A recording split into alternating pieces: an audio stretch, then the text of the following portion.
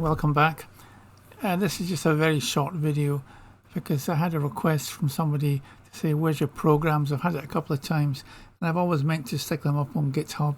When I come to do it, PyCharm always comes up with an error and permissions and things. But I've kind of figured a way around that. It's still doing that for some reason, but it creates the main directories and then I have to manually upload them for some reason. But that's what I've done anyway. And I've put 4 programs in there. The crosstalk resistance adaptive noise canceller, which is on a video. And then the room simulator one. The Fourier series one, where you generate sine waves and so on. And the universal real-time translator in Python. That's a really good one to play around with. If you're going to use that, you need to also download FFmpeg, which is a free program and open source and everything, and just install that into your computer. But then you must set the path to that in Windows, and the path in Windows was I forgot how you do it now.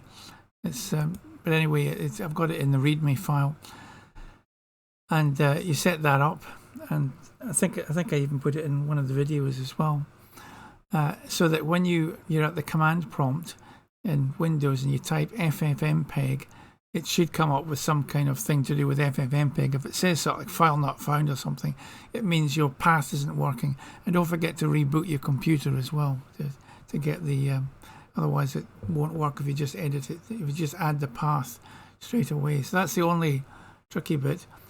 Python, of course, is not a compiled language as such, so you can compile it. There's a number of ways to compile it. You don't get a huge advantage when you compile it.